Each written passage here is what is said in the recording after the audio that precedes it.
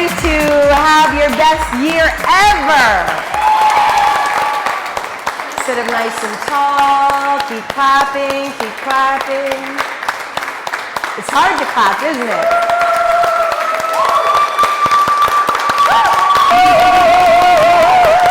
Louder, louder, louder, louder, louder, louder, louder, louder. 8, 7, 6, 5, 4.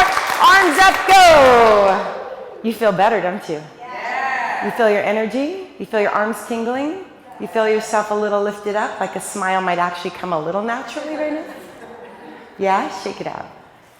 So important to be able to have tools to cause ourselves to shift. That's one really powerful way. Very simple, very powerful. Clapping your hands, it's like gets your energy moving immediately. It's also a sign of a liberated soul. Right? And our goal is always to be in that space where we feel free, that we're not really a slave to the mental attitudes that are down and low and depressed and sad, because when we are that, we have this clouded perception about ourselves, about reality, that is not true. Because the only thing that is really true is love, is good, and everything else is a false reality. So our work and our practice is, how do we use all these tools? And we come in for this hour, we're using so many tools, right? Literally just clapping is a tool. Moving our body in a way that is empowering and big. Breathing deeply. Saying affirmations. Doing the sacred chants, the Nam. Meditating, visualizing, interacting, high-fiving each other. All of it has a purpose. And it's layer upon layer upon layer upon layer of things that really helps us raise and lift our vibration, literally to change our consciousness. Because we're either creating our life from a low level of consciousness, the doubt, the fear, the worries, or we're shifting our consciousness to love and light and power, so that when we create from that place, more good. Good is amplified. And it's all determined by your mental attitude. And that's changeable. But we don't always take the time to actually change it. So I just got back from LA, where I was studying with my teacher, Dr. Joseph Michael Levry, who in such a short time has totally given me tools to transform, literally how I feel on a daily basis. And we were talking about it. He's helping me write my second book.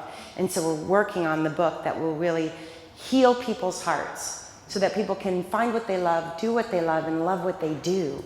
And it's through healing the heart that the heart becomes more open, and the heart becomes really where you live from, that we not only live a fulfilled life, but we actually are doing what we meant to do, which is a being of service, right? Our job is to make life better, is to serve each other.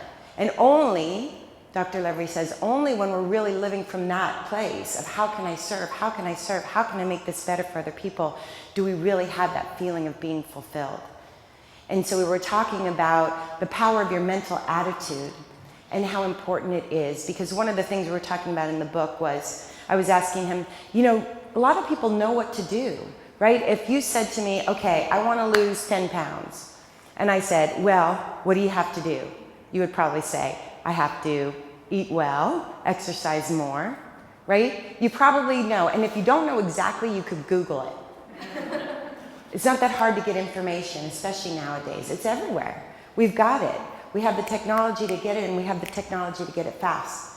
But what's the difference from actually having the information and putting the information into action on a consistent basis that causes a positive result long term? What is that? The mind. So if you have, this is one example Dr. Levry gave me. He said, the mind is everything, because the body follows the mind. There's wavelengths, there's energy in the mind. And the body follows the attitude, it follows the mind. He said, if I give you a bad project, something that's just not so great, but I give it to you to do. And I say, here, do this. And you have a good mental attitude, you will turn that project into gold. Gold. He said, but if I give you an amazing project, and your mental attitude is negative, the project will not go anywhere. He said it'll turn into metal. Because that's how powerful, he said, and then you have a positive mental attitude in a positive situation, and it's massive change, massive. pretty amazing, right? It's like, and he always says, divine wisdom is so simple. It's simple. It's really, really simple. That's how you know what it is.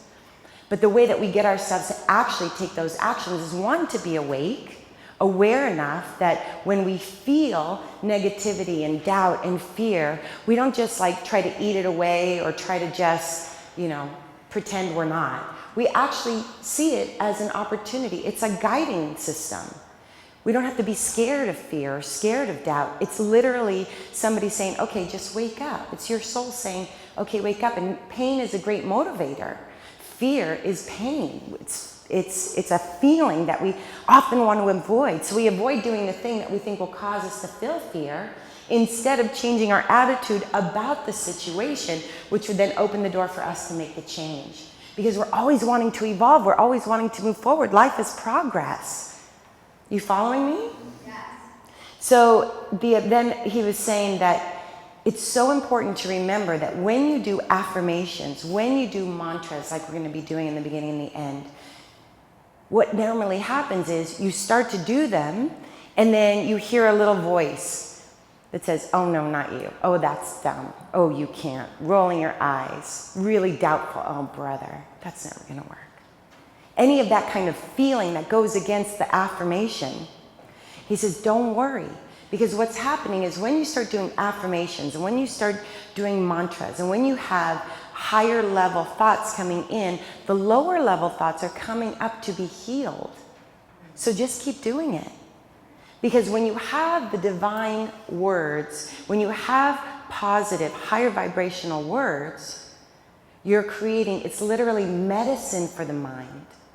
So it's cleaning out all those lower thoughts, all that lower frequency. When you bring light in to the darker thoughts of doubts and fears and worries, they have to be healed because the light is stronger.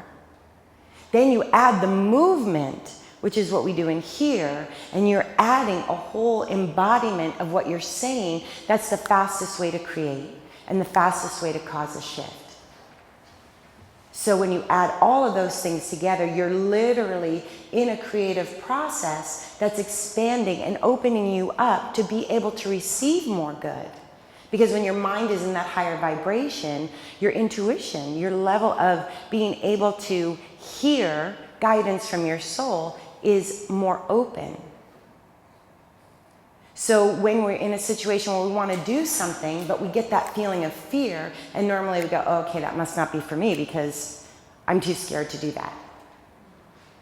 Instead of running away, be with it, listen to it, do what you know how to do, and just change your mind and change your attitude versus not doing those things that scare you.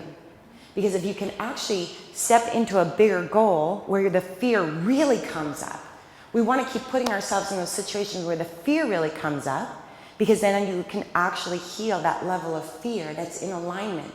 That's your limiting belief, right? You've just come upon a limiting belief. Oh, that project's just too big for me. I'm not smart enough, pretty enough, good enough, young enough, old enough. So you just literally found a limiting belief. And it doesn't mean it's true. Because a belief, the thing about beliefs is we believe them. We really believe them. It's like we really believe them. But we have to remember that a belief is just a belief. It's literally, I love this description, it's literally a thought that we keep rehearsing. And we've rehearsed it so much we now think it's true because it's just there all the time. But a belief is changeable. And it's our goal to keep causing that change. Keep causing ourselves to change those beliefs so that we can do what we really want to do. So that we can live how we really want to live. I define success as being able to do what you really want to do when you really want to do it, for as long as you want to do it and with whom you want to do it until you don't want to do it anymore. That means you say, I want to lose weight. Okay, you get yourself in alignment with the actions and the attitude and the perspective that can cause you to do that. I want to be there on time. You get yourself there on time. I want to make more money. You get yourself to make more money. I want to start a business. I want to be in love. I want to be happy. I want to be grateful. I want to have a good relationship with la la la la la.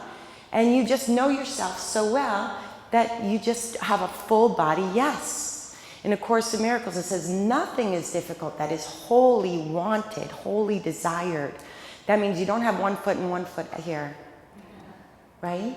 Yes, I want it, but I'm scared. Yes, I want it, but it's going to be too hard. Yes, I want it, but somebody's going to be upset if I do it. Yes, I want it, but it's the what? I can't. You have to go fully into the desire, visualize, embody, speak, have the attitude, let yourself jump the fence mentally, physically, and emotionally. Put yourself there.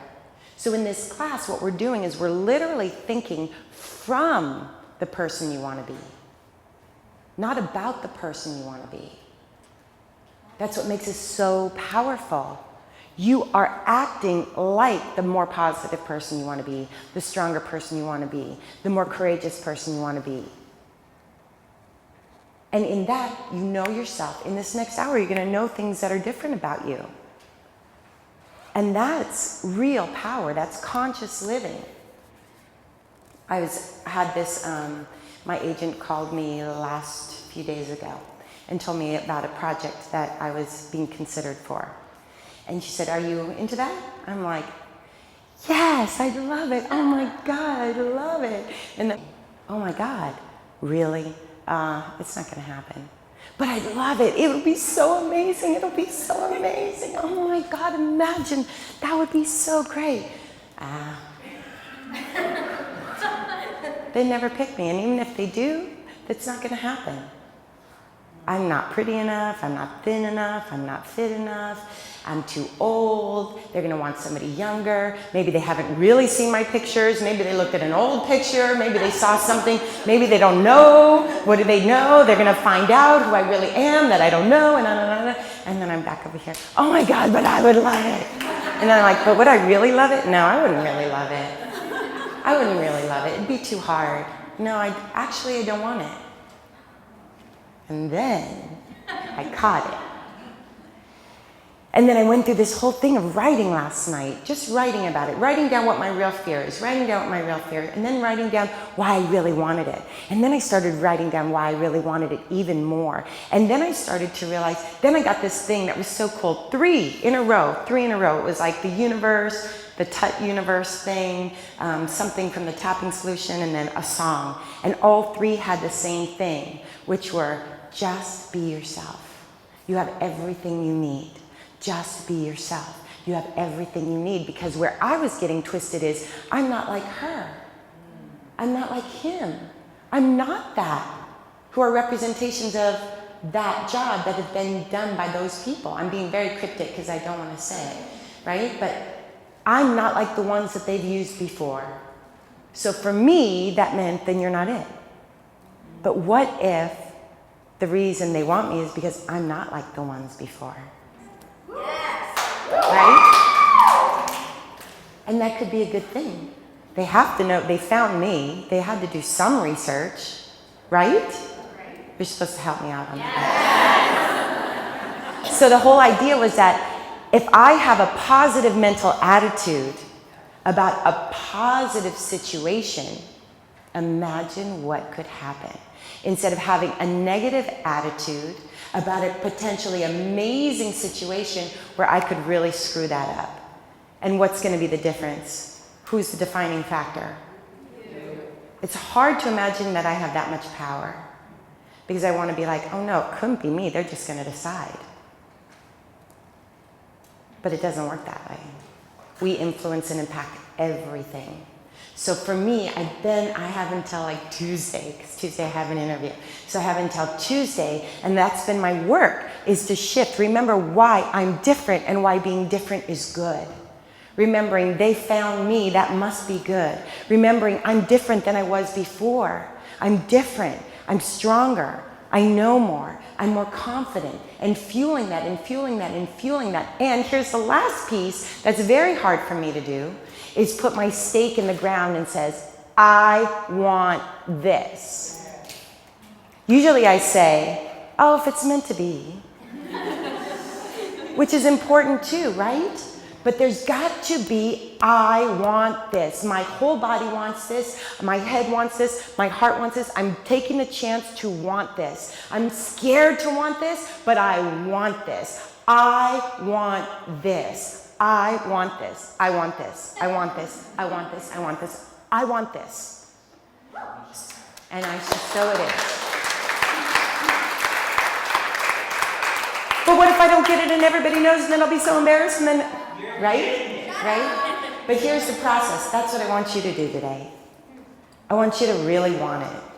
Just let yourself really, really want it. It's the scariest thing. But don't tell anybody what it is. Don't put other people in the mix. Don't tell other people, I want this, I want this, I want this, I want this, I want this. Because then it's about them and it becomes an ego thing. Although I just did it as an act of service. But I didn't tell you what it was. I didn't tell you what it was. Don't tell what it is. Leave it between you and the universe. Have your conversation there. Anybody want something? Yes. Really, really want something? Yes. Then you're in the right place. Stand up, Reverend.